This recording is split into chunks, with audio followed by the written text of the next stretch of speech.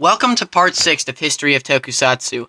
Links in the description to the previous episodes, blah blah blah, you should know this by now. In the previous episode I mentioned we will be discussing the worldwide phenomenon known as Mighty Morphin Power Rangers. But before we discuss that, we have to discuss the Toku show that it was adapted from, Kyoryu Sentai Zyuranger. Hey, don't look at me like that, it's how it's pronounced. Zyuranger was completely different from MMPR in so many ways.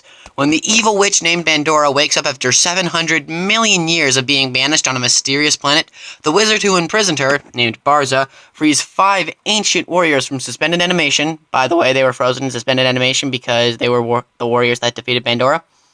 You're welcome.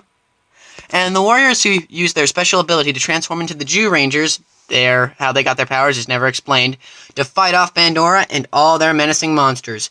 As you may have guessed, Zyuranger was completely different from MMPR in so many ways. Zyuranger was more mystical, while MMPR is more technological.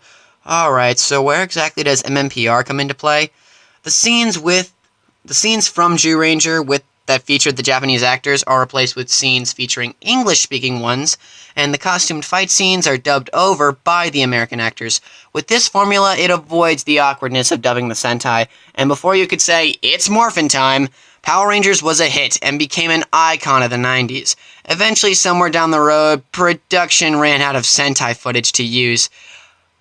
Because of this, they went to Toei, the company that produces Kamen Rider and Super Sentai, and wanted them to make new episodes of Zyuranger to be used in MMPR, even though Toei already began production of Zyuranger, the Sentai that followed Zyuranger.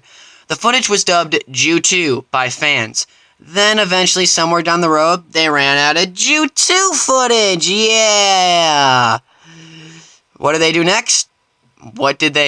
Did they know what to do? Well, that's a story for another episode.